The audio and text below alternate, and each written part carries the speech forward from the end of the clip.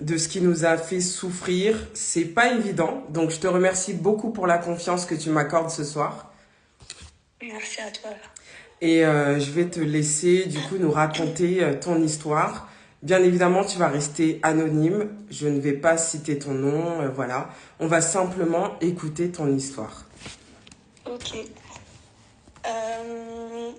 Je vais commencer un peu en me présentant Oui, anonymement. oui. Mon histoire, elle a commencé à l'âge de 22 ans. D'accord. 22 ans, j'ai fait la connaissance d'un homme. Ok. Voilà, un homme lambda. On a appris à se connaître. On a échangé pendant des longs mois. D'accord. Cet homme-là était très attentionné, Ok. intrusif dans ma vie. D'accord. C'est-à-dire que il voulait tout savoir, mes faits et gestes, etc. Dès le départ, t'as senti qu'il posait pas mal de questions. Il posait pas mal de questions pour savoir qui j'étais, Ok. mais il cherchait à savoir aussi mon histoire de vie. D'accord. Mon histoire de vie, les traumas que j'avais. D'accord. Je Ouais. viens d'une famille monoparentale, donc il a essayé de creuser en tout cas mon histoire. D'accord. Ok. Et donc voilà. Et de fil en aiguille, un attachement qui se crée, quelqu'un qui comprend mes traumas, D'accord. quelqu'un qui est très présent pour moi. Oui. Une figure paternelle que je n'ai pas eue. Donc forcément, quand on a une épaule, un homme avec une épaule sur laquelle se poser, forcément, on retrouve réconfort. Oui. D'accord, je vois. Donc voilà, de fil en aiguille, ça a été une relation plutôt saine D'accord. au départ. Ok. Très attentionneux, il faisait beaucoup pour moi, énormément. D'accord. Énormément. Quand j'avais besoin de quelque chose, il venait directement. J'étais son centre d'intérêt, carrément. D'accord. Ok. Et petit à petit, on a décidé de se marier, religieusement en tout cas. D'accord. De faire les présentations à la famille. Et petit à petit, ça s'est fait. De mon côté, il y a eu des désaccords par rapport à lui. Ta famille Je pense n'était que pas ouais, dans d'accord? mon Ok. entourage, on a... Enfin, je sais pas vraiment, mais je pense qu'ils ont senti que c'était pas une personne pour moi. D'accord, ok. Ok. On est sous emprise, on commence à être sous emprise, donc forcément, on n'écoute pas forcément. On se dit que si c'est la bonne personne, la personne elle est là pour moi, elle Ouais. m'écoute, elle est attentionnée. Donc voilà, on y D'accord. va, les yeux fermés, Oui. clairement. Oui. C'est le cas de le dire. Oui. Et, Ça a duré combien de temps, cette période les où vous premières avez appris à vous connaître? violences ont commencé Ah, on m'entend pas. après l'engagement. Allô? Allô? Ouais. Je disais, ça a duré combien de temps, cette période où vous appreniez à vous connaître avant le mariage, du coup? 2 ans. Ah, ça a duré 2 ans, ok. 2 ans. D'accord. Donc pendant 2 ans, c'était très bien, une relation de complicité, le bras droit, c'était vraiment top. D'accord. Et une fois qu'il y a eu l'engagement, la cohabitation, c'est là que les violences ont commencé. D'accord, Ça a ok. commencé par des insultes. Ok. Des insultes, voilà. Et petit à petit, ça a commencé à être des coups. Donc Ah, des coups sur les jambes ouais. pendant les disputes. Ouais. Au début, ça a commencé par des bousculades. Et petit à petit, ça a commencé des coups sur les jambes, Ok. jamais sur le visage. Et c'est quoi qui le déclenchait? Ce qui déclenchait ces colères, Oui. des fois, c'était des choses toutes simples. Par exemple, le linge qui n'est pas fait. D'accord. Ce jour-là, la cuisine qui n'est pas faite. D'accord. Ou par exemple, je rentre un peu trop tard. Ou c'était pour tout et n'importe quoi, malheureusement. Ok. Des fois, c'était des petits désaccords et voilà, rien de grave, mais ça finissait toujours enfin, par être des coups en tout cas. D'accord. Et donc voilà, donc ça a commencé des claques sur les jambes. Ok. Petit à petit, ça a été des coups de poing. Ah oui. Après, il claquait ma tête dans le mur. D'accord, ok. Après ça, voilà. Ça a été des jours où il me mettait à la rue à 4 heures du matin. D'accord. C'est allé quand même assez loin. Mais toi, au moment où les violences commencent, pour aller un peu crescendo, parce que tu nous dis que du coup les violences ont commencé au moment de la cohabitation. Au moment où les violences commencent, tu dis que ça commence par des bousculades, c'est ça? C'est ça. Mais quand les premières violences commencent, comment toi tu réagis? Moi, la première violence, j'ai dit que c'était terminé. D'accord. J'ai dit que c'était terminé. J'avais, entre guillemets, quitté le foyer. Ah oui, donc tu as réagi, tu étais partie. À la famille que voilà, ce n'était pas possible. D'accord. Des gestes de violence. Et moi, quand j'ai connu cet homme-là, je lui ai toujours dit que j'étais contre la violence, surtout faite aux femmes. Oui. C'est quelque chose que je défends depuis toujours. Oui. Et du coup, voilà. Donc quand ça a commencé, la première fois, j'ai clairement été voir la famille, c'est terminé, je veux plus, etc. Tu as dit clairement qu'il y avait eu des violences à la famille? Oui, d'accord. Je l'ai dit qu'il y avait des violences. Je ne suis pas rentrée dans les détails, mais j'ai dit qu'il y avait des violences et que je n'acceptais pas. Lui, je lui ai dit clairement que c'était terminé. Mais voilà, on va dire que bon, c'est un pervers narcissique. Hein. Donc forcément, il va dire à la famille, ah non mais je l'ai juste bousculé. D'accord. Je l'ai pas tapé. Etc. Donc, tu passes un peu pour une folle, clairement. Donc il a remis en doute, malgré le fait qu'il y avait eu des violences, il a remis en doute. Il a remis en doute ma parole. Ok, d'accord.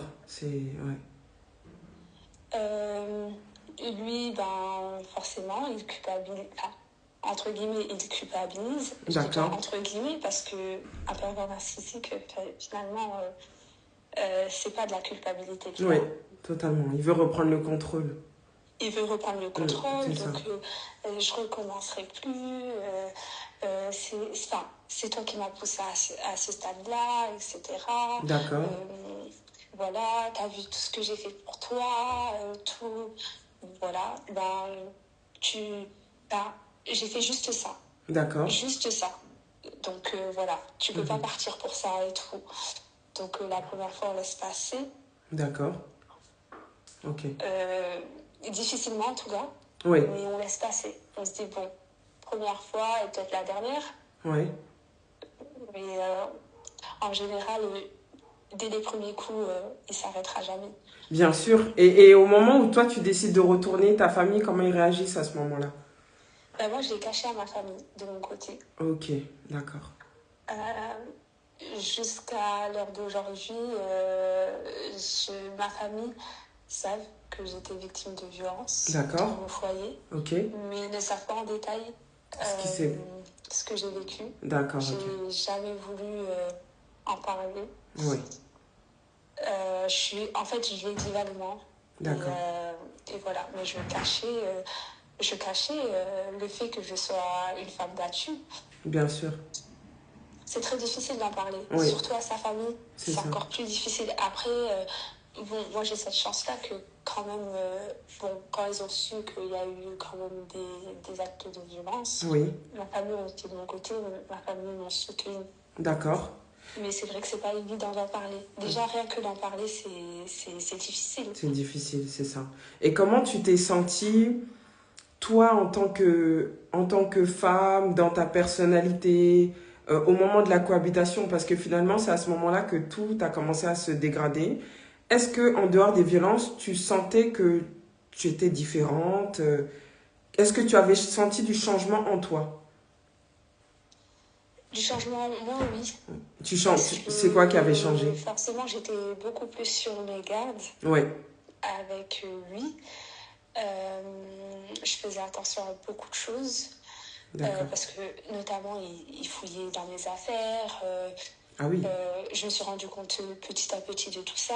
Qu'il Mhm. avait l'emprise sur, par exemple, les réseaux sociaux, D'accord. qu'il avait piraté les réseaux sociaux, Ok, oui, quand même. qui m'a éloigné de beaucoup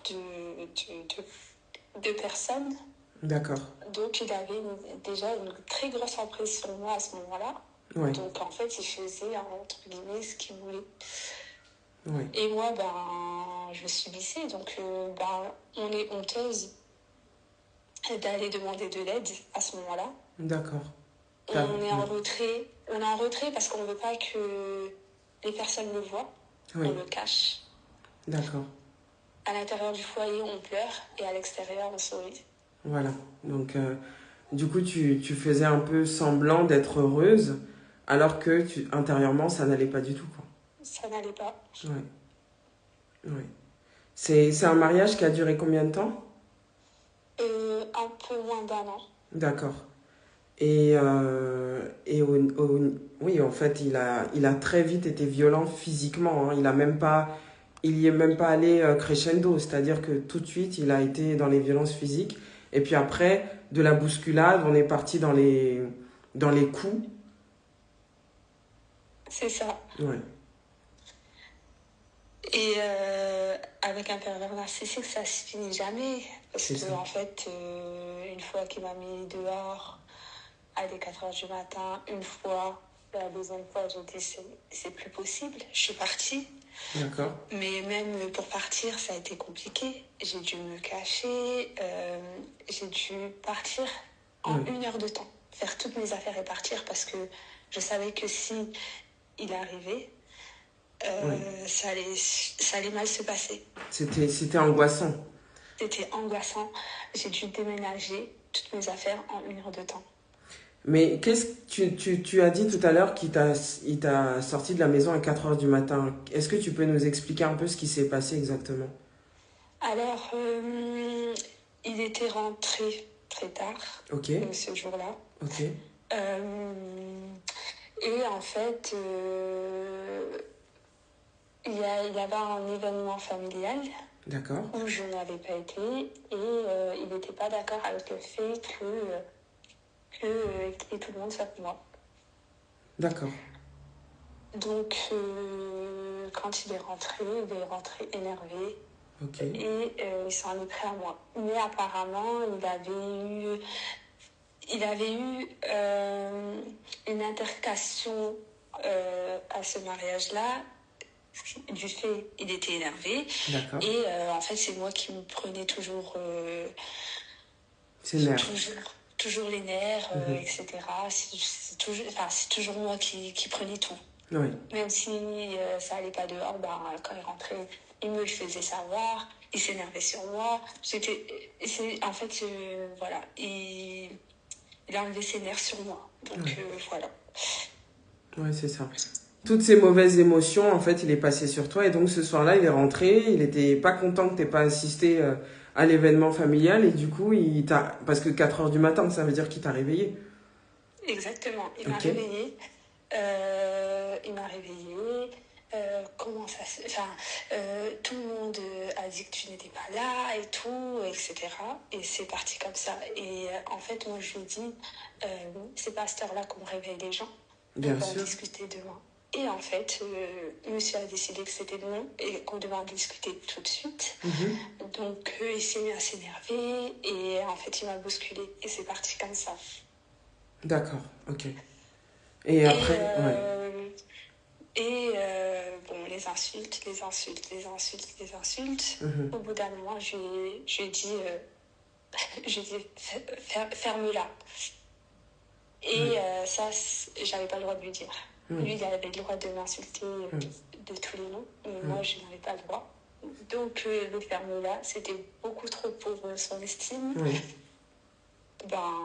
Il m'a jeté dehors à pied nus. D'accord. Euh, il m'avait pris mes clés. J'avais juste mon téléphone à ce moment-là. D'accord. Et je me suis rendue à pieds nus au commissariat. Oh mon Dieu. Ok. Pour aller déposer une plainte. Oui. Et c'était la première plainte que je déposais. Oui. Ça, c'était vraiment... c'était un acte de torture, d'humiliation, c'était horrible. C'est vrai que... horrible. Surtout que, il était 4 heures du matin, mais voilà, il y a quand même des fois des passants, des gens qui vont travailler. Bien sûr. Se retrouver dans cette situation-là, Ouais, à pieds nus dehors, c'est horrible pour une femme. Il n'y a pas de pire humiliation. Ouais, vraiment, vraiment, vraiment. Même au commissariat. Ouais, c'est ça. T'arrives honteuse, t'as du mal à t'exprimer. Ouais. Parce que t'as honte. Ouais. Ouais. Et des fois, quand dans ces situations-là, tu tombes sur des femmes comme toi, oui. On va dire que ça t'apaise. Oui. Mais tu gardes quand même cette honte. Oui, je comprends. T'as réussi à passer le cap du dépôt de plainte à ce moment-là? Ouais, okay. C'était la première fois. Comment ça s'est passé au niveau du commissariat? J'ai été très bien reçue. Très bien, ok. Très bien reçue, ils ont compris ma situation. D'accord. Au départ, je voulais même aller sur une main courante. En fait, oui, je voulais aller sur une main courante. Mais en fait, ils ont insisté pour que ce soit une plainte. D'accord. Parce qu'en fait, j'avais peur des représailles, comme j'étais encore sur son toit. Mmh. Et finalement, voilà, il avait été auditionné, etc. par la suite. Il m'a travaillé après pour que je dise que ça s'est apaisé, etc. Donc je l'ai fait parce que j'avais peur à ce moment-là. Oui. J'étais encore sous emprise, donc j'avais peur. Donc quand on m'a rappelé, le PJ m'a appelé, je dis ça s'est calmé, etc. Non, tout va bien et tout, etc. Oui. Et voilà, ça allait pas tant que ça parce que de toute façon, il y avait toujours des disputes, etc. Bien sûr. Pas forcément de la violence physique, mais des violences psychologiques. Des insultes, etc. C'est ça. Et du coup, ça allait pas. Mais je disais aux OPJ, oui, ça va, etc. pour éviter qu'il aille en prison ou qu'il y ait quelque chose, parce que forcément, la famille derrière aussi, quand ils ont su que la femme a porté plainte, tout de suite, c'est elle va porter plainte contre son mari. C'est aberrant, on ne doit pas faire ça, surtout dans la culture africaine. Oui. C'est très mal vu, une femme qui va porter plainte contre son mari. Mais ça, c'est assez grave parce que finalement, c'est toi qui es victime, c'est toi qui te prends des coups, c'est toi qu'on jette dehors à 4 heures du matin, comme si c'était pas ton mari, quoi, comme si c'était ton ennemi. Il s'en prend à toi, mais c'est toi qu'on blâme pour le dépôt de plainte. Oui, la logique. Ça, il faut jamais accepter. C'est ça. Et moi, il y a même des gens de sa famille qui m'ont demandé plusieurs fois d'enlever les plaintes. Et j'ai dit que je les enlèverais pas. Parce que le jour où je pars sous ses coups. Oui, c'est ça. Et c'est ma famille qui va pleurer. Totalement. Eux, ils n'auront même pas un peu de peine. Bien sûr. Et est-ce que sa famille à lui exercer une certaine pression sur toi? Comment ça se passait au niveau des relations avec sa famille, par exemple au moment du dépôt de plainte? Sa famille, quelle a été la posture de la famille du monsieur? Qui pleure devant moi, je veux pas qu'il aille en prison. Voilà. À savoir, il avait un passé judiciaire que je ne savais pas. D'accord. Voilà, donc la famille qui dit, certains membres de sa famille en tout cas, oui, maman enlève la plainte, t'inquiète pas, il va plus recommencer, on lui a parlé et tout, il a compris, etc. Ça va aller, t'inquiète pas, enlève, fais-le pour nous et t'inquiète pas, il recommencera plus. Ça c'est de la manipulation. Je préfère le dire pour il y a d'autres femmes victimes qui écoutent ce live ou qui l'écouteront après en rediffusion. Ça, c'est de la manipulation parce que généralement, ce type de profil d'homme leur famille est assez toxique, d'accord, et, en fait protègent le comportement violent de ce membre de leur famille. Voilà, c'est-à-dire que l'issue de la femme, c'est pas leur problème. C'est pas leur problème que vous ayez le nez cassé, que vous vous retrouviez à l'hôpital, que vous frôliez le féminicide. C'est pas leur problème. Ils vont exercer une certaine pression psychologique sur vous pour que vous puissiez retirer cette plainte. Exactement. Sauf que ça, c'est de la grande manipulation. Il faut vraiment ne pas céder à ce chantage affectif, ne pas rentrer dedans, parce que si vraiment ils étaient raisonnables et corrects, ben ils ne cautionneraient pas la violence. En fait, c'est pas parce que c'est un membre de votre famille que vous devez valider le comportement violent de cette personne vis-à-vis d'une autre femme. Ça, c'est pas normal. Je tenais quand même à le préciser parce que c'est des choses qui arrivent très souvent dans les cas de violence conjugale où on a la belle famille qui encourage clairement les violences. Donc c'est quand même... Et toi, du coup, tu ressentais de la culpabilité à ce moment-là, comment ça a été? Je suis culpabilisée et à ce moment-là, j'étais dans une situation où la belle famille là, ils m'appellent tout le temps. Hein, parce qu'à ce moment-là, forcément, tout le monde t'appelle. Parce qu'il faut enlever la plainte, parce que sinon il va finir en prison. Donc tout le monde t'appelle et t'es là. En fait, finalement, comme tu caches les choses, tu te retrouves toute seule, isolée. Et tu as cette pression sur toi. Donc tu culpabilises d'office. D'office, tu te dis, ouais, c'est vrai que peut-être que j'aurais dû pas aller aussi loin. Peut-être que j'aurais dû laisser cette fois-ci passer. Oui, tu doutais. C'est vrai, peut-être qu'il ne recommencera plus jamais. C'est ça. C'est ça. Et tu te dis, mais peut-être que avec le temps, il va changer. Oui. Peut-être que, ouais, c'est peut-être moi aussi. Oui. Je l'ai peut-être poussé à bout. Oui, tu avais beaucoup de doutes. Mais du coup, il y a Kesh qui pose une question très pertinente. Est-ce que tu avais une personne à qui parler pendant tout ce temps, en fait? Parce que c'est vrai que tu en disais peu à ta famille, mais est-ce que tu avais au moins une personne de confiance à qui tu pouvais parler librement? Oui, j'avais des amis à qui je parlais. D'accord. Qui me disaient de porter plainte, etc. Mais bon, j'avoue que j'étais à distance. Il faut savoir que je suis partie très loin de ma famille et de mes amis. Ah, il t'a isolé? Ça a été sa demande à lui? Oui, c'était que je le rejoigne. Donc en fait, à ce moment-là, forcément, j'avais mon travail aussi. Donc je ne pouvais pas partir du jour au lendemain. Et il fallait que je fasse tout un cheminement pour partir. D'accord. Donc je subissais. Je subissais, mais je savais que j'allais partir parce que ce n'était plus possible. Et que, en fait, je faisais toutes mes démarches de mon côté, sans qu'ils ne le sachent, du moins. Parce que, bon, ils fouillaient un peu partout, mes mails, ma voiture, sous mes vêtements, voilà.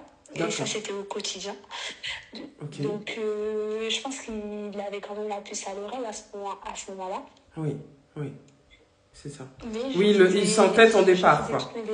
Oui, il sentait ton départ. Il sentait ton départ. Mais c'est en dehors, parce que tu dis là, du coup, qu'il te contrôlait énormément en dehors des violences physiques. Il y avait, c'est-à-dire comment pouvait se passer une journée type, par exemple. Tu rentres du travail et comment ça pouvait se dérouler, par exemple. Je vais rentrer du travail. Donc il est là ou pas là, ça dépend des moments. D'accord.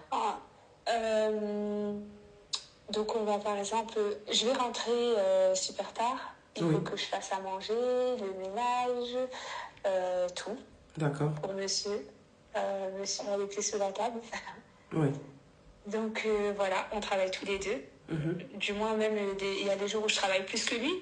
Mais c'est moi qui dois faire. C'est le rôle de la femme, apparemment. C'est dire. Hein. C'était ce qu'il te disait. Le rôle de la femme. Une femme, elle doit entretenir son foyer, elle doit faire à manger, le ménage, tous les jours. voilà, et j'en passe. Oui, donc il y avait une certaine pression aussi par rapport à ça, où par exemple il n'y avait pas de partage, où tu pouvais sentir que bon, à un moment donné, il pouvait prendre le relais sur certaines choses. Non, c'était vraiment, tout était sur tes épaules. Exactement. D'accord, ok. Donc ça rajoutait une charge en plus. Et donc quand il rentrait, c'était systématiquement des crises, ou est-ce qu'il pouvait aussi y avoir des bons moments? Comment ça se passait à peu près?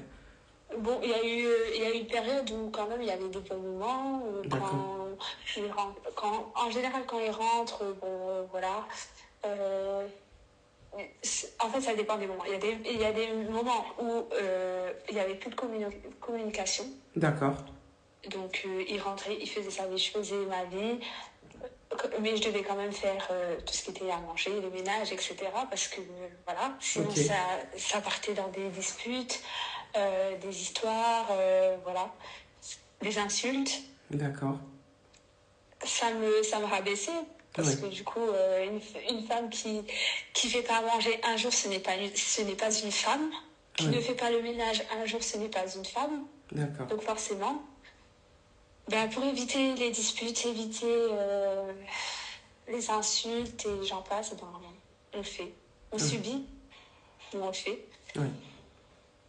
Oui. Jusque, bah, parce qu'après, moi, je savais que j'allais finir par partir. Donc, bon, je subissais et voilà. Donc, il y avait des jours où on ne se parlait pas, il n'y avait pas de communication. Ok. Et il y avait des jours où bon, on se parlait, voilà. Mais sur la fin, on voyait très bien que bah, ça ne tenait plus la route, hein, parce qu'il y avait un dégoût de mon côté. Oui. Bah oui. De son côté, il y avait de l'hypervigilance aussi de mon côté, parce que forcément, j'en avais pas. Oui. De son côté, il y avait, je pense, de l'hypervigilance parce que je pense qu'il sentait que Oui. j'allais partir. Mhm. Mais voilà, il y avait des jours où ça allait, il y a des jours où ça allait pas. Et Oui. ça, les jours où ça allait ou où ça allait pas, ça dépendait de lui. Parce qu'en D'accord. fait, c'est le jour où il rentre mal luné, ben, Voilà. c'est moi qui me prends tout. Ça s'est pas mal passé dans sa journée. Ben, ce jour-là, on sait que ça va être des disputes. Oui. Euh, donc voilà, tout dépendait de lui. En fait, t'étais clairement si je puis dire, sa décharge émotionnelle. C'est-à-dire que Exactement. peu importe l'émotion qu'il avait, surtout si elle était négative, généralement ce sont des personnes qui vibrent sur de très basses fréquences, donc qui sont généralement souvent mal lunées. Et donc la plupart du temps, dès qu'il rentrait, t'étais sa décharge et il cherchait un prétexte dans la maison pour pouvoir s'en prendre à toi. C'est ça. Il trouvait toujours un prétexte pour trouver une dispute. Il suffisait d'une petite chose et voilà. D'accord. Et par exemple, même ce que j'ai compris aussi par la suite, parce qu'on met du temps à comprendre leur comportement, Oui. je savais que, par exemple, les soirs où il voulait rentrer à 4 heures du matin, Oui. 5 heures du matin, 6 heures du matin, Oui. et ben 2 jours avant, il va simuler une dispute, forcément. Oui. Oui. Comme ça, ben, il peut partir. C'est ça. Oui. Pour prétexter en fait son départ où en fait il découchait. Voilà, Il rentrait au petit matin, quoi. c'est ça. Oui. Donc, je savais que ben, si la veille, il y avait une dispute, ben, le lendemain, je savais qu'il allait rentrer tard. Oui. Et voilà. Et pas forcément me répondre. Bon, il faisait quoi? Je ne sais pas. Oui. Mais bon, j'ai des soupçons. Hein, Bien sûr. donc voilà. Bien sûr. Oui. Ce sont des personnes qui sont rarement fidèles. Hein. Ils ont besoin de la triangulation. Il faut absolument qu'il y ait une tierce personne ou voire d'autres tierces personnes. Ce ne sont pas des personnes qui connaissent la fidélité, le respect mutuel. Non, c'est pas possible avec ce type de profil. Et cela, peu importe la femme qu'ils ont en face d'eux. C'est comme ça qu'ils fonctionnent. C'est un fonctionnement. C'est ça. Ouais. Et donc, du coup, tu nous as dit aussi que, au fur et à mesure, toi, tu te dis, bon, je prépare mon départ. Et comment ça se passe, du coup, la préparation de ce départ, au moment où tu te dis, non, là, il faut vraiment que je pars, c'est trop. Comment ça Et se passe? donc là, c'était les fois où il m'a mis dehors. Oui, Donc là, j'ai dit, bon, j'avais déjà dit que je voulais partir. d'accord. À sa famille, j'ai fait comprendre que voilà, je voulais partir, etc. Suite à ça, il y a eu encore un peu de violence, donc j'ai dit là, c'est bon. Et en fait, quand je disais que je voulais partir, ben, la famille me retenait, la pression psychologique de son côté, de sa famille, etc. Et quand j'ai dit, suite à ça, il y a eu une violence. Donc là, j'ai dit, clairement, je ne dis rien à personne. Je fais ce que j'ai à faire et C'est puis ça. c'est tout. Exact. Donc j'ai tout fait en cachette. J'étais toute Très bien. seule. J'étais à la recherche d'un appartement, etc. Et j'ai eu comme quoi, Dieu te laisse jamais seule Oui, dans ces épreuves-là parce que moi j'ai trouvé un logement quand j'ai été le voir. J'ai dit au propriétaire, écoutez, je suis dans une situation un peu compliquée. Il m'a dit, franchement, il y a 5 personnes qui sont venues voir ce logement. oui. Je suis rentrée chez moi, je pleurais, je disais, mais il va jamais me le laisser. Mhm. Il y a 5 personnes qui sont parties de voir, ils vont jamais me le laisser, ben je vais rester encore dans son foyer. Ouais. Le lendemain, il m'appelle, il me dit, écoutez, j'ai vu que vous avez des situations un peu compliquées. Je suis pas rentrée dans les détails, mais j'ai dit que ça allait pas et tout, voilà, que j'étais dans l'urgence. Il m'a dit, ben vous savez quoi, je vous laisse. Super. Libération. Libération ce Super. jour-là. Super. Je me suis dit, mais ça y est, c'est la fin de mon calvaire en fait. C'est ça. C'est la fin. C'est ça. Et, et comment tu organises ton départ? Donc là, tu apprends la bonne nouvelle parce que quand c'est comme ça, Mhm. Dieu t'a tendu la main, on va dire ça comme ça, hein. Et du coup, tu as la bonne nouvelle par rapport à cet appartement. Et là, comment ça se passe? Donc là, c'est la joie. Ouais. Bon, c'est vrai que j'avais rien. Franchement, j'avais pas beaucoup d'argent de côté en tout cas. Oui, bah oui. Mais j'avais un minimum pour payer mon loyer, payer quelques courses, payer Oui. 2-3 meubles. Oui. Et voilà. Donc moi, je cache mon contrat d'habitation, Oui. mais il a réussi à le voir. Oh mince. Il est Ok. tombé dessus. Et ça a été ouais, ça a été très compliqué parce que le jour où j'ai vu en fait qu'il l'avait vu, Oui. bah, le jour même j'ai dû prendre mes affaires et partir parce que Aïe. je me suis dit Ouais. je sais pas ce qu'il peut me faire à ce moment-là parce qu'il sait que je vais partir. Ouais. Effectivement, effectivement. Là, on est en danger, hein, parce que là, il a connaissance du départ. Mais il a fouillé dans tes affaires et il a vu le contrat de bail. Ouais, Purée. il a fouillé dans mes affaires et voilà. Ouais. En fait, il a fouillé dans ma boîte à gants Oh là de ma là. voiture parce que du coup je ne l'ai pas mis dans le domicile Bah parce oui. que je me suis dit dans le domicile Et il est parti dans ta voiture, il avait les clés? comment. Il avait les clés de ta voiture? Ben, en fait, ce qu'il faisait, c'est que des fois, quand je dormais, il se permettait de prendre ma voiture, aller fouiller, des fois partir avec ma voiture, C'est des fous. voilà. Mais il fouillait énormément, donc dans le coffre, la boîte à gants, etc. Et en tout cas, j'avais jamais, je sais qu'il fouillait le coffre. Oui. Mais la boîte à gants, c'est vrai que sur le coup, je pense qu'en fait, j'étais tellement contente. Je me suis dit, bon, dans la boîte à gants, il va pas forcément prendre ma voiture ce jour-là. Donc, ça me laisse le temps. Finalement, le lendemain, je vais dans ma voiture, je vois que ma boîte à gants a bougé. Donc, il me dit rien. Ouais. Il me dit rien, il fait comme si de rien n'était, etc. Donc, quand j'ai vu que ma boîte à gants avait bougé et que, en gros, il avait vu mon contrat d'habitation, ce jour-là, j'ai pris toutes mes affaires, je suis partie.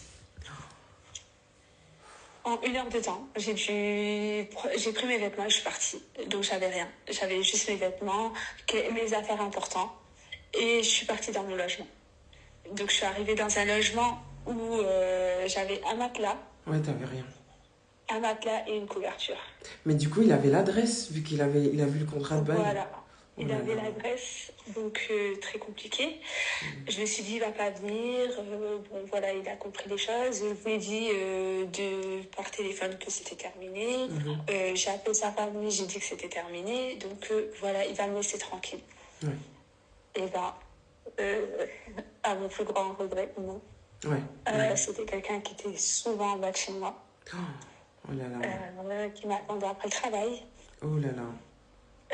qui me tapait dans la rue, Ah oui. devant chez moi.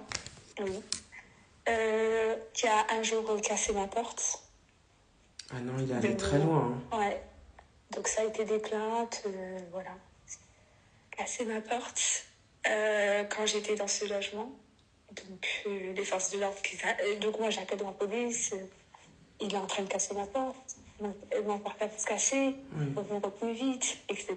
Bon, à ce jour-là, ils sont pas venus rapidement.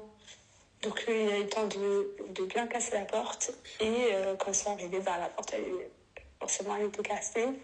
Et ils ont essayé de l'intercepter, ils n'ont pas réussi ce jour-là. Et voilà. Et suite à ça, du coup, forcément, ma porte est cassée. Je fais comment? Je retourne chez ma famille. Ce jour-là, il m'avait bien tapé, en tout cas. Et donc, je vais chez ma famille, je cache les choses. Donc, je cache les choses, je fais comme si de rien n'était. J'ai quand même des amis, etc., qui voient que je suis pas très bien. Mais bon, je dis quand même, bon, j'ai quelques amis où je parle, où je leur dis, voilà, il s'est passé ça, etc. Voilà. Pas au début, parce qu'au début, j'étais en incapacité de dire ce qui s'était passé. T'avais honte? Oui. Mon Dieu. C'est pas à vous d'avoir honte. C'est Donc, pas de ta faute, mais c'est... Et même, dans ces situations-là, des fois, tu ne veux même pas qu'on tende la main, parce que tu te dis, les gens ont pitié de toi. C'est compliqué. Ouais. On est entre plein d'émotions en même temps, donc en fait, on ne sait plus, on est perdu. Ouais. Mais ça a été quand même traumatisant, parce qu'il est allé jusqu'à te suivre après ton travail, te frapper dans la rue, casser la porte de ton nouveau logement. Ça allait extrêmement loin. Mais quand il avait tous ces élans tous ces excès de violence, il disait quoi? Verbalement, il disait quoi? Verbalement, ça me traitait de prostituée, de tout. Ça allait loin dans les propos, alors que j'ai toujours été fidèle à lui. Il cherchait à te reprocher des choses qui n'existaient pas, quoi. Voilà. Que j'étais moins que rien, que je servais à rien, que je me pensais belle, que je suis très moche, qu'aucun homme me prendrait comme ça, que tout, toutes des humiliations, voilà. Il te reprochait clairement ton départ. On te rabaisse, c'est que ça. Et du coup, au niveau estime de soi, il fait travail, quoi. C'est ça. Il arrive un moment où tu te dis, c'est vrai. Finalement, est-ce que je suis réduite à ça et est-ce que c'est vrai? Je suis moins que rien, ouais. Je suis moche, ouais, je pense. Il a semé le doute. Comment? Il a semé le doute dans ton esprit, en tout cas. C'est ça. Ouais. C'est ça. Mais est-ce qu'il t'a reproché clairement ton départ? Le fait de l'avoir quitté? Est-ce qu'il t'a dit clairement qu'il allait te le faire payer, etc.? Est-ce que c'est des choses qu'il a pu verbaliser? Il m'a dit, t'es partie, tu vas voir, avec tout ce que j'ai fait pour toi, tu fais ça, non, de toute façon, moi je vais pas lâcher l'affaire, et tout, etc. C'est impossible. Et si je te revois un jour avec un homme, tu verras. C'est impossible que tu refasses ta vie. Voilà. Il voulait pas que je parte et je refasse ma vie, par exemple. Oui. C'est pour ça que je dis souvent aux femmes que c'est vrai que au moment du départ, il faut quitter ce type de relation. Il ne faut absolument pas rester. Mais en même temps, au moment du départ, la femme est très en danger et doit être extrêmement entourée. Ne pas hésiter à solliciter les forces de l'ordre, ça c'est clair et net, mais aussi sa famille. Mettre sa famille dans la confidence. Voilà ce qui se passe, voilà ce qu'il me fait, etc. Parce que malheureusement, ce type de profil n'arrive pas à accepter la rupture. En fait, pour eux, c'est une trahison extrême. Pour eux, c'est comme si il perdait sa proie, il perd sa chose. Ce type de profil, lorsqu'il est en couple avec une femme, il n'a pas l'impression que c'est une femme à part entière. Il a l'impression que c'est une extension de lui, que cette femme devient son objet. Et donc, si elle ose partir, il se doit de la détruire.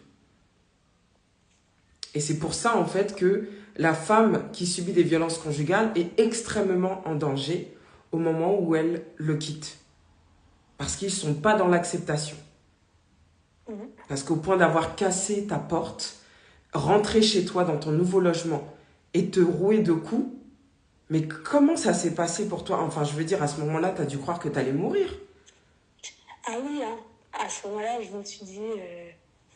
j'avais déjà appelé la police quand ils commençaient à mettre des coups, etc. dans la porte. Est-ce que tu peux parler un petit peu plus fort, s'il te plaît? Je disais, quand il a commencé à mettre des coups dans la porte, j'avais déjà appelé, je commençais à appeler la police. Oui. Et en fait, ils ont mis du temps à arriver. Donc, je me suis dit, ouais, aujourd'hui, il va me faire quelque chose avant qu'ils arrivent. Ce jour-là, franchement, ils n'ont pas été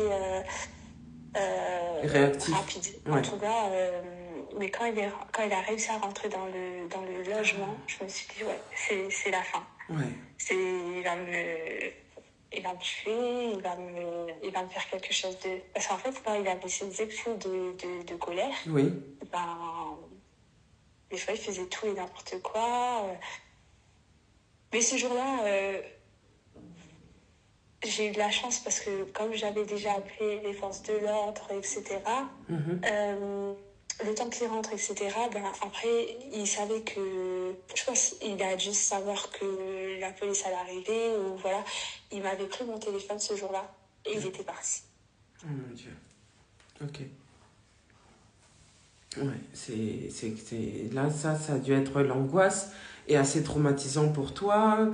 Cet événement, il arrive à combien de temps après la séparation? Je pense qu'il arrive peut-être 6 mois après. Ah oui, quand même. Donc même 6 mois après, il en vient à casser ta porte, venir te frapper dans ton nouvel appartement. Et voilà. Est-ce que c'était quelqu'un on a Kesh qui demande si c'était une personne qui prenait des drogues ou qui était sous l'influence de l'alcool, etc. Non. D'accord. Donc complètement à jeun, très lucide, juste instable, quoi. Juste fou. C'est ça, voilà. La folie. Non, mais c'est ça, en fait. Hein. Ce ne sont pas des personnes qui sont normales. C'est très sérieux. Hein. Les gens pensent que... Psychologiquement, non, ils sont pas normaux. Moi, je me mets des fois à sa place et ça va être très difficile pour eux aussi. Hein.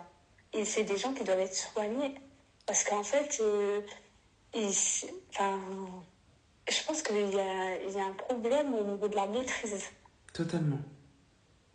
Et c'est des personnes qui sont en souffrance. Hein, mais totalement. Finalement. Oui, oui.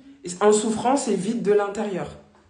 C'est ça. Est-ce que toi, t'es une personne qui est plutôt joviale, solaire, en dehors de lui, hein, joviale, solaire, de bonne humeur, etc. Oui. Ouais. Mais en fait, ce sont des personnes qui elles-mêmes sont vides. Donc, ils aiment prendre des femmes qui sont tout l'opposé d'eux. Exactement. Tout ce qu'ils ne seront jamais. Et leur but, c'est de détruire ces femmes. De détruire ce que tu es. Voilà, de te détruire, de t'anéantir, de te prendre tout ce que tu as, de te prendre ton âme. Et il y a des femmes qui en meurent. Il y a des femmes qui en meurent. C'est très sérieux. Ils prennent toujours des personnes, des femmes douces, naïves. Ouais. Parce que c'est ce qu'il me disait. Hein. Je pourrais pas me mettre avec comme il dit si bien, une vache folle. pour Pourquoi quelqu'un qui a un tempérament assez fort. Ah, d'accord, ok. Donc, il Donc, disait que... en fait, ils savent ce qui cible. Parce que moi, je suis d'un tempérament assez calme, en tout cas. D'accord, ok. Euh, Quand il m'a connue, j'étais quand même jeune. Oui, Bon, j'étais joviale, en tout cas. oui, oui, d'accord. Et j'étais très naïve. Bah après, t'avais pas d'expérience aussi, t'étais très jeune, hein. C'est ça. Donc ça joue aussi, hein. Et puis quand on est une personne empathique, t'es très empathique, Oui, j'imagine. Quand on est une personne très empathique, bon, au début, on pense un peu qu'on est dans le monde des bisounours et que tout le monde est sympa, tout le monde est empathique, tout le monde se met à la place de l'autre. Un tel a ses souffrances, ben c'est pas de sa faute, il a eu une enfance difficile. Moi, je vais l'écouter, c'est mon rôle, je vais le sauver. Sauf que lui, tu veux le sauver, sauf que lui, il veut te vider et te détruire. c'est ça, exactement. Ça a été ça. Donc après ce qui s'est passé avec la porte et l'intervention de la police, tu retournes chez ta famille du coup. Et comment ça se passe pour toi pour la suite? Donc, suite à ça, il y a une plainte qui a été déposée. L'assurance ont fait le nécessaire. Euh, Bon, j'ai dû voir avec le proprio, etc. Ouais, Ouais. Enfin, ça a été des démarches en tout cas. Mais d'accord. finalement, ils ont refait la porte. Donc après, voilà. Ouais, Donc je retourne dans mon logement. ouais.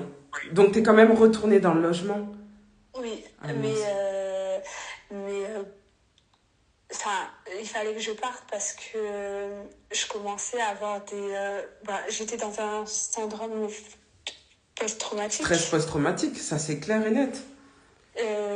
Il suffisait d'un bruit, je sursautais. Il Ah oui, suffisait d'une chose, j'étais hyper vigilante. totalement. Euh, C'était compliqué. Je n'arrivais plus à rester dans le logement aussi parce que je me sentais pas à l'aise là-bas. Je me sentais plus à l'aise là-bas. Oui, bah oui. Donc, quand je travaillais pas, j'allais chez des amis ou de la famille où j'essayais de sortir toute la journée, en Oui. tout cas pour pas rester dans le logement. Mhm. Et, vient le jour où il revient plusieurs fois en bas de chez moi. D'accord. Et un jour, ce qu'il a fait, c'est qu'il m'a arraché toutes mes affaires. C'est quoi, il était en bas de chez toi, il a attendu que tu descendes? Comment ça s'est passé? Je revenais du travail, Ok. j'arrive en bas de chez moi, je le vois. Donc je vais faire un tour pour dire que peut-être il va partir. Mhm. Il attend, il revient, je pense une heure après. Et là, je dis en fait, c'est bon, j'en ai marre. Je vais pas me rythmer par rapport à lui. Bah J'ai oui. envie de rentrer chez moi, je vais rentrer. Mhm, Donc, je mhm. dis, c'est bon. Donc, je lève ma voiture, je dis, bon, je rentre chez moi et tout. Oui. Il est en bas de chez moi. Donc là, je lui dis, qu'est-ce que tu fais là? Qu'est-ce que tu fais en bas de chez moi? T'as rien à faire ici, etc. Bah oui. Voilà, en tout cas, j'avais pas appelé la police ou quoi que ce soit. Donc voilà. Oui. En gros, il n'accepte pas la séparation, tu peux pas faire ça, nanana, etc. Et tu fais ta vie, tu réponds pas à mes appels, tu réponds pas à mes messages, je t'appelle toute la journée, je t'appelle tout le temps, etc. Donc il faut savoir que j'avais des 70 appels manqués par jour. Ah ouais, non, on est vraiment dans la Et folie. même quand je bloquais, c'était en masqué. Ouais. Donc voilà. Des messages sur tous les réseaux, voilà. Bon, après, je bloquais. Hein. C'est du harcèlement. Mais, du coup, après, c'était des appels en absence, des appels masqués toute la journée. Ouais. On allait jusqu'à 80, 70 appels manqués. Ah oui, quand même. Hein. 70 appels manqués, 80 appels manqués, quoi. Ouais. Donc, il est constamment dans ta tête parce que constamment, il t'appelle. Ouais. Donc, en fait, il fait tout pour rester avec toi. Oui. Donc, comment passer à autre chose quand on a un malade qui s'obstine comme ça, qui lâche pas et qui est très dangereux. Donc là, il est en bas de chez toi. Et là, tu lui dis qu'il a rien à faire là et il te dit qu'il fait que de t'appeler. Et comment ça se passe ensuite? Je lui ai dit de partir. Oui. Lui, non, je ne partirai pas. Ce jour-là, il m'arrache mes affaires. Donc, tu vas pas rentrer chez toi et tout, là, etc. Donc, il prend mes affaires, il prend mon téléphone et mes clés, et voilà. Donc, moi, impuissante, je fais quoi? Je n'ai pas de téléphone pour joindre les forces de l'ordre. Je n'ai plus mes clés de voiture, de logement, je n'ai plus rien. Je fais quoi? Donc, j'essaye quand bien de récupérer mes affaires. Je n'arrive pas. Donc, ça a été des coups. J'ai reçu des coups ce jour-là. Oui. Et ensuite, il a ouvert l'entrée. D'accord. Donc, moi, je l'ai suivi. Puis, voilà, il monte, etc. Il ouvre la porte de chez moi. Comme si c'était chez lui. Voilà. Moi, je le suis. Et il ferme. Donc, il rentre. Et moi, je rentre pour essayer d'attraper mes affaires, pour le sortir de chez moi et attraper mon téléphone. Impossible. Donc, on arrive chez moi. Il ferme la porte à clé et il me dit, aujourd'hui, j'en finis avec toi. Oh là là. Donc, il me dit, aujourd'hui, c'est fini pour toi. C'est ton dernier jour. C'était les dernières minutes. Donc, voilà. Il m'explique de la façon comment il va procéder et ce qu'il va faire après 2 mois. Donc, il te dit clairement que là, il va y avoir féminicide. Oui, il me le dit ouvertement. Tu t'allonges. Je sais pas si je peux dire les termes en fait sur Instagram. On va essayer de coder un peu, hein, comme on peut. Il t'a dit tu t'allonges et après il va, en gros, tu me dis la première lettre. Un E et. Ah, ok. Et voilà. D'accord, ok. D'accord. E-T-R-A, le truc là. Oui. Oui, voilà, c'est ça que tu veux dire. Et tout. Ah, ok. Ah oui, d'accord, ok. Ouais. D'accord. Avec un coussin. Oh là là, ok, d'accord. Ouais. Donc, voilà, moi, à ce moment-là, je me dis c'est la fin. J'ai tout le cœur qui tremble. Hein. Je suis dans un état incontrôlable. J'ai tout le corps qui tremble. Et je me dis, oui, ça y est. Aujourd'hui, c'est mon jour. Clairement, c'est mon jour. Donc, je pleure, je hurle, j'essaie de taper dans les murs pour qu'on m'entende. Voilà. Il me dit, ça sert à rien, de toute façon, ça y est, c'est la fin. Donc, il me dit, ça sert à rien de t'énerver, de taper partout, calme-toi. Non, mais il est malade. Oui. Je dis, non, et tout, on va se remettre ensemble, Voilà. et tout, parce que à ce moment-là, t'as peur. C'est tout. Bah oui. Il faut que j'essaye de faire comme je veux, parce que c'est soit ça, soit c'est fini. Donc, j'essaie de la m'adouer et tout. Non, allonge-toi, il se met sur moi. Première fois, il me ETR. Donc, je commence à cracher du sang. Ça allait très loin. Je commence à cracher du sang. Je lui dis, regarde, tu vois, je suis en train de cracher du sang.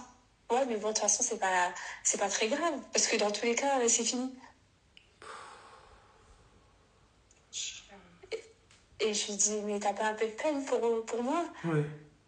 Ouais, mais toi aussi, t'as pas de peine pour moi. Ouais, ils ont pas d'empathie. Et les voisins dans tout ça? Les voisins, je pense qu'ils étaient pas là. Non, ils étaient là, c'est pas possible. Tu devais hurler énormément, je pense. Hein. Ouais, mais en fait, moi, dans mon logement, il y avait que 3 habitations, en fait. Ah mince. Il était quelle heure? Je sais plus. C'était la nuit ou c'était en journée? Je sais plus, il devait être 16h, je sais plus. En plein après-midi, mon Dieu. Je sais plus, donc... Ouais, je sais plus, il était quelle heure. D'accord. En tout cas, c'était l'après-midi, c'était pas la nuit. Exact, je sais plus. Ouais, non, mais c'était l'après-midi, c'était pas la nuit. Et donc là, il te... E-T-R-A et du coup, tu te mets à cracher, voilà. Et lui, il te dit que toi, t'as pas eu de peine pour lui quand tu l'as quitté, donc lui, il a pas de peine pour toi, malgré que à ce moment-là. Ok. Bon, voilà. J'essaie d'attraper mon téléphone, j'essaie de me débattre, voilà, mais bon, il a beaucoup plus de force que moi. Bah oui. Et à un moment, du coup, il m'allonge. Ok. Et il met ses mains sur il met ses genoux sur mes mains. Ok. Et il me dit, écoute, je vais te mettre le coussin et tu vas partir tout doucement. Ah, ça, c'est un malade, hein. Et je dis non, tu peux pas me faire ça et tout. J'essaie de l'amadouer, partir dans les pièces, essayer de... Voilà. Et donc, il met le coussin une première fois.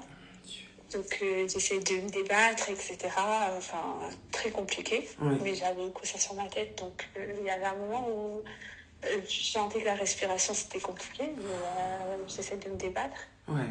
Et après, je pense qu'il a vu qu'il arrive un moment où ça allait pas. Il m'a relâché. Et je lui ai dit... non, mais de toute façon, on va se remettre ensemble et tout, etc. Là, je dois partir rejoindre mon cousin, il m'attend, etc. Je dois aller à Paris aussi. Ouais. Donc voilà. Si c'est trop dur pour toi, tu me dis, hein, parce que c'est lourd. Et donc il s'installe, il s'assoit à côté de moi. Il me dit, tu sais, en gros, voilà, je voulais pas te faire ça, mais tu me fais trop souffrir, etc. Et tout. Et je lui dis, écoute, il faut que je sorte et tout, je me sens pas bien et tout, voilà. Il me dit, je réussis tant bien que mal à sortir de mon logement. Et il me dit, de toute façon, je vais te suivre. Parce qu'il savait que j'allais porter plainte. Et à un moment, j'ai dû simuler un malaise. D'accord. Pour que j'aille à l'hôpital. Ok. Pour ne plus être avec lui. Oui, voilà. C'est ça. C'est ça. Et en fait, quand je suis arrivée à l'hôpital, ils m'ont dit, il faut porter plainte, etc. J'ai été prise en charge. J'ai eu même un taxi qui m'avait déposé après que j'ai eu tous les soins, etc., qu'ils ont répertorié tous mes coups et blessures, et qui m'a ramené au commissariat où j'ai pu porter plainte. Et au moment où tu simules le malaise, donc là, il accepte d'appeler les secours, c'est ça? Oui, donc voilà, donc je lui dis dépose-moi, enfin, en fait, quand il a vu que je faisais un malaise et tout, etc., j'ai fait comme si je revenais à la normale, et je lui ai dit, écoute, ramène-moi à l'hôpital, etc. Et en fait, il m'a déposé. Ça a été son erreur, en tout cas pour lui, parce que du coup, moi, c'était la libération à ce moment-là. C'est clair. Mais parce que je n'étais plus avec lui. T'es une miraculée, hein. T'aurais pu y passer. Ouais, clairement. Hein. Je suis miraculée parce que ça se compte en secondes. Hein. Quand il m'a mis le coussin, etc., il restait quelques secondes et ça y est, je partais. Il est extrêmement dangereux. Donc, suite à ça, tu restes combien de temps à l'hôpital? Je suis restée une journée. C'est tout? C'est tout. D'accord. Parce que ils ont vu tous mes coups et blessures, les hématomes, etc. Mais voilà. D'accord. Et je reste une journée et après je vais au commissariat et voilà. D'accord. Et suite à ça, je suis partie. J'ai pris tous mes affaires et je suis repartie chez ma famille. Très bien. J'ai tout déménagé et je suis partie. Parce que j'ai dit, c'est pas possible. Je suis trop en danger. Je me suis mis dans... Et c'est là où vraiment j'ai eu le déclic, où je me suis dit, je dois partir près de ma famille parce que sinon, un jour ou un autre, on va arriver à ça. Ouais, c'est ça. Et à ce moment-là, quand tu retournes chez ta famille, tu expliques ce qui vient de se passer? Non. Oh. Jusqu'à l'heure d'aujourd'hui, Euh, j'ai des... En tout cas, mes parents, Ouais. mes parents ne savent pas dans les détails. Ok. Mes frères et sœurs ne savent pas dans les détails. J'ai 2 amis qui savent dans les détails, mais sinon, je ne le dis pas. D'accord. Parce que pour moi, c'est trop dur. C'est trop dur de le dire à sa famille. Je peux pas le dire à mes parents parce que je veux pas les empêcher de dormir. Mais, mais mes frères, mes sœurs, bon, il y en a qui sont assez petits, donc D'accord. je veux pas qu'ils aient des traumatismes par rapport à ça, parce que Ouais. j'ai beaucoup de sœurs. Donc je me dis, je veux pas que demain ça les empêche de faire leur vie. Ouais, mais bon, tu te culpes. En fait, tu mets tout le tort Et sur donc toi, du quoi. coup, ben, Alors que tu as moi en besoin fait, d'aide. bon, j'ai dû être... Enfin, j'ai vu 2, 3 fois une psy et Ouais. elle me dit, bah, tu fais t'as syndrome du sauveur, quoi. Tu veux sauver les gens, mais toi, en fait, tu veux pas que les gens T'aides. impacter les gens, tu veux pas que Mm. les gens soient tristes pour C'est toi, ça, mais c'est ça. toi, entre guillemets, tu te mets en difficulté parce Ouais. que t'en parles pas. C'est, c'est, c'est, euh, c'est assez grave. Est-ce que déjà par rapport à cette tentative de féminicide, parce que c'était clairement le cas, il a eu des suites, lui?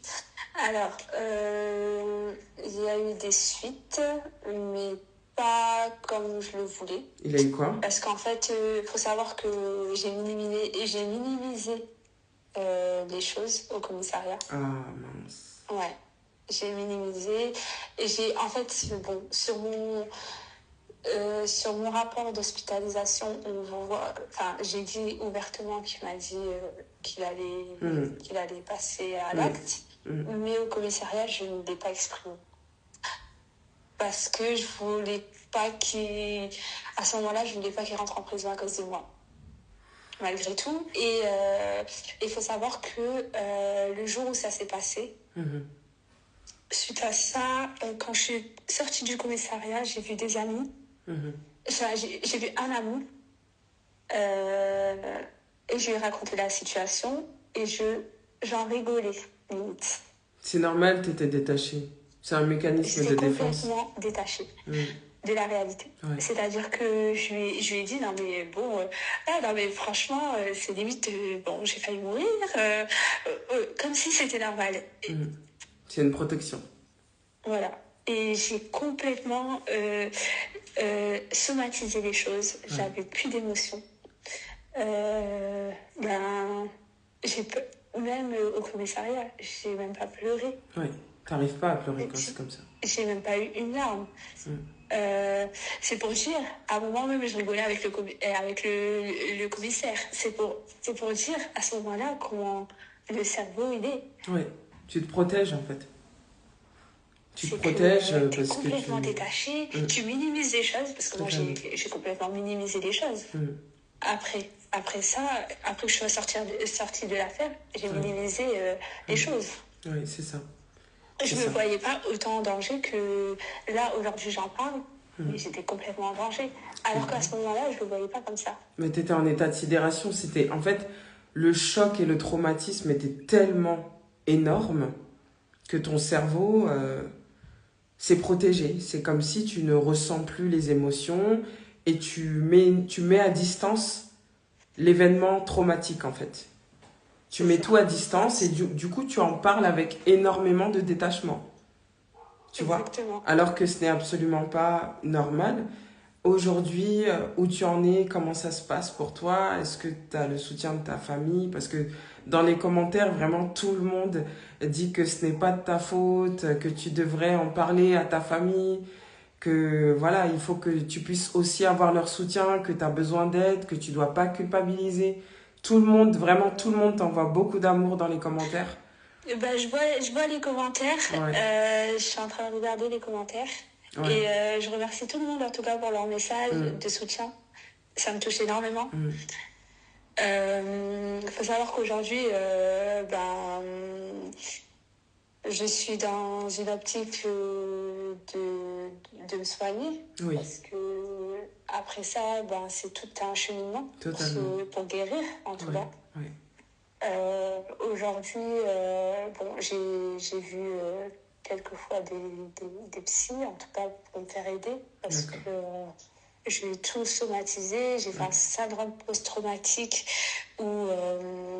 en fait, je ne savais pas d'ailleurs, parce qu'il faut que je suis pas venue sur ça, mais Oui, j'ai fait un syndrome post-traumatique sans le savoir. oui. J'avais des sensations euh, comme comme des bouffées de chaleur. D'accord. J'avais des sensations de faire des malaises, Oui, comme si j'allais faire des malaises, etc. Et oui, moi, je pensais que de temps en temps des soucis d'anémie, oui, donc je pensais que c'était ça.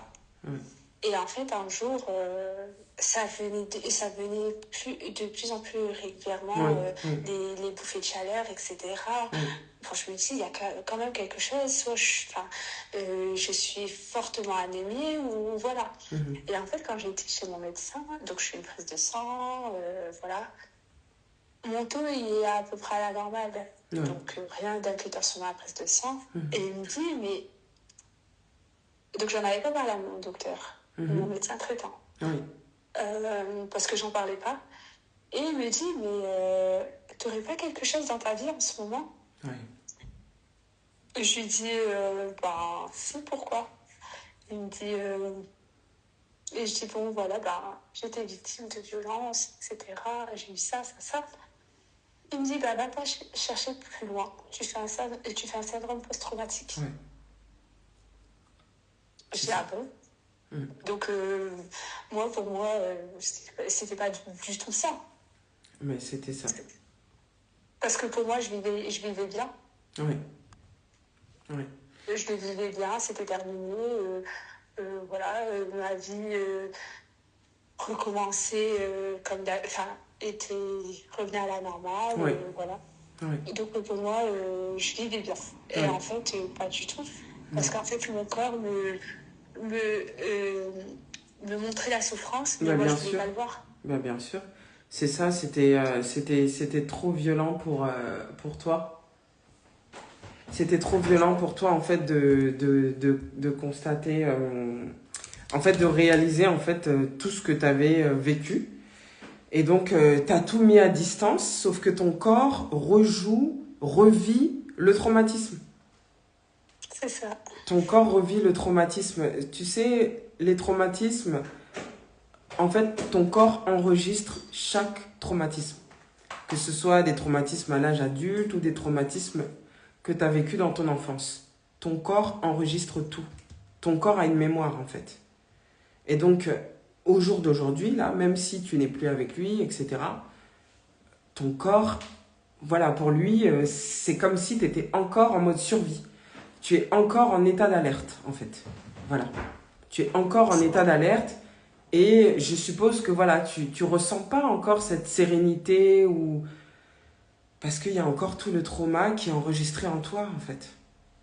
Il arrive des moments où quand je suis, par exemple, dans la rue, Oui,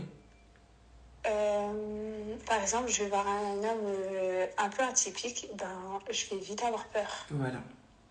Tu vois. Je vais voir une voiture qui passe à fond, je vais être sur mes gardes. Ouais. Tu es sur le qui-vive. Enfin, plus maintenant, mais ça m'arrivait de faire des cauchemars. Ouais. C'est tout à fait normal. On parle quand même d'une tentative voilà, tu vois. Mm, C'est pas rien. mm.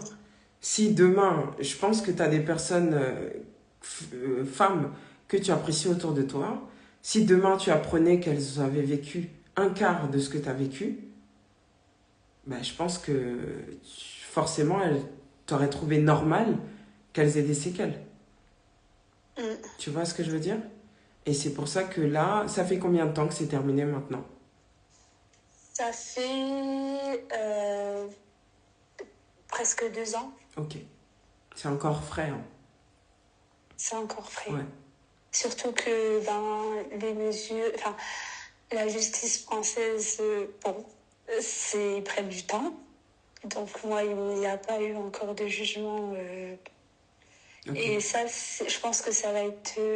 il faut que ça passe. Je pense que ça va m'aider à clôturer aussi mon cheminement de guérison. Oui, oui. Parce que tant que c'est en attente, on a toujours peur. Donc là, son jugement, est, voilà, il va être jugé en tout cas, par rapport à ce qui s'est passé. Oui. Ok. En tout cas, tu as déposé pas mal de plaintes contre lui dans tous les cas. Hein. Ah oui, j'ai déposé au moins 4 plaintes. Mais normalement, là, il est censé être incarcéré. C'est ce qu'il lui faut. Hein. En fait, je ne peux pas rentrer dans les détails, ouais, je comprends. mais actuellement, il est incarcéré pour autre chose. D'accord, ok. Très bien. Le karma se charge de son cas. C'est très bien. Donc, il y a ce que je reproche qui va se joindre à ça. Ouais. Ouais. De toute façon, c'est toujours en attente. Ouais. C'est toujours en attente. C'est toujours en attente. Donc, bon, tant que c'est pas fini, ça reste dans un coin de la tête. Donc, bon. Tu as besoin de clôturer. C'est vrai qu'ils sont assez longs. Ouais, c'est vrai. Puisque depuis le temps, il y a de l'attente, quoi. Enfin, ouais, je comprends. Je comprends. Est-ce que tu as encore, malgré la séparation, des pressions familiales notamment, de son côté? Ah non, j'ai bloqué tout le monde. D'accord. Je ne veux plus de contact avec ces gens-là parce que ils ont... En fait, ils étaient complices. Hein. Ils étaient complices. Il m'a déjà frappé devant sa famille un jour. D'accord, ok. Et j'ai déjà reçu un coup en tout cas devant sa famille, et notamment sa mère. Et comment elle a réagi, la maman? Elle était désolée pour moi. Voilà, elle m'a pris dans ses bras, ceci, cela, mais ça résout pas le problème. Ouais, et puis son fils, ça reste son fils, quoi. Voilà. Malgré ça, il faut que tu retires ta plainte, quoi.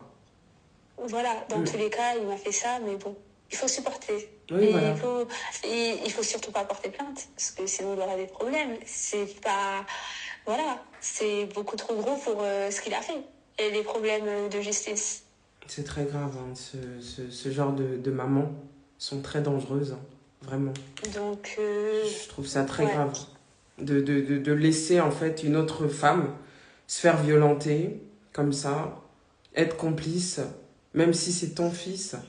Quand il y a ce type de comportement qui démontre une certaine instabilité, hein, parce qu'il faut le dire quand même, c'est très grave de soutenir, de fermer les yeux et de ne rien dire, et surtout de faire pression sur la femme pour qu'elle retire sa plainte en disant « je veux pas qu'il aille en prison ». Mais il a qu'à bien se tenir surtout. Il a qu'à se comporter de façon correcte et normale. C'est surtout ça. En tout cas, il faut avoir aucune peine, et toutes bien les femmes sûr. qui subissent ça, portez plainte, allez jusqu'au bout et ne lâchez pas. C'est ça. Ne lâchez pas, parce que ces gens-là, le jour où ils vous font quelque chose, où ils en finissent avec vous, ils n'auront aucune peine. Totalement. Le lendemain, ils vont prendre une autre femme pour refaire la même chose. Exactement. Quand il va sortir de prison. C'est ça. C'est exactement et ça. Sans rancune, sans... Voilà, il va sortir de prison, il va vivre sa vie comme si de rien n'était. Oui. C'est ça. Vous êtes perdante, votre famille, elle pleure tous les jours. C'est ça. Exactement. Voilà. Oui, c'est clair. Vraiment, c'est... Et est-ce qu'un homme mérite ça? Oui. Non. Non, c'est clair. En tout cas, moi, je te conseille comme mot de la fin, je sais que c'est pas évident, mais il faut absolument que tu en parles à ta famille. Ouais, vraiment. Là, tu vas au moins passer un cap. Il faut en parler à ta famille. Je suis passée par là. Hein. J'ai été aussi victime de violences conjugales. Hein. C'est pour ça que je mets ma pierre à l'édifice dans la lutte contre les violences faites aux femmes. Parce que voilà, je peux pas faire de miracle. dans le monde, mais si à mon échelle, je peux au moins aider une femme à avoir son déclic, je le fais, ça me tient à cœur parce que je l'ai vécu. J'avais 17 ans, quand j'avais 16 ans et demi, et je suis restée dans cette relation jusqu'à mes 31 ans, et j'ai caché à ma famille. Mais pendant combien d'années j'ai caché à ma famille? Surtout à mon grand frère. Je suis très proche de mon grand frère. Je suis extrêmement proche de mon grand frère. C'est mon tout, mon grand frère. Et mon grand frère, je ne lui disais pas. Il l'a su qu'en 2022, quand la personne avait fait une énième violence, où j'avais dû déposer plainte. Et ce n'est qu'à ce moment-là que mon grand frère apprend que depuis des années, sa petite sœur subit des violences conjugales. Mais j'avais honte. J'avais honte. Mais pourquoi j'avais honte? Est-ce que c'est à moi d'avoir honte? Pas du tout. Est-ce que c'est à moi d'avoir honte, d'avoir ce type de comportement? C'est en Pas fait, du tout. vraiment, je tiens vraiment à passer comme message de fin que les filles, n'ayez pas honte. C'est pas à vous d'avoir honte. Votre famille, vos amis, ceux qui vous aiment, ils vont pas vous juger, ils vont pas vous dire... En fait, ils vont pas vous en vouloir à vous d'avoir été victime de violence. Enfin, je veux dire, ça n'aurait aucun sens. C'est lui, c'est la personne, c'est l'auteur des violences qui doit avoir honte de faire ça à une femme. C'est pas normal, une personne avec qui tu as été marié, tu viens, tu casses la porte de son nouveau logement, tu viens dans son logement, tu lui dis, bon, ben aujourd'hui, je vais en finir avec toi, c'est ton dernier jour sur la terre, voilà comment je vais procéder. C'est pas normal. Et ta famille doit être au courant, s'il te plaît, vraiment. Oui. Il faut leur en parler. Il faut leur en parler.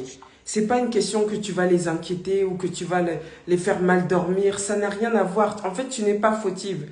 Tu es en train de porter des fardeaux qui ne t'appartiennent pas. C'est ça. Tu n'es pas fautive du comportement de ton ex. Mais dans cette histoire, tu as été la victime.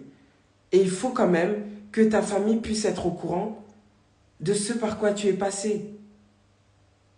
Ça, c'est déjà... Non, c'est sûr. Après, là, petit à petit, j'ai commencé à dévoiler les choses, Oui, etc. oui. En tout cas, je suis pas rentrée dans les détails. Oui. Mais, par exemple, comme tu dis, tu étais très proche de ton grand frère. Moi aussi, ça a été la même chose avec mon grand frère. Oui. Et il a su quand je suis là, il n'y a pas longtemps. Oui. Où je lui ai dit que j'ai eu des violences et que j'avais porté plainte. Oui.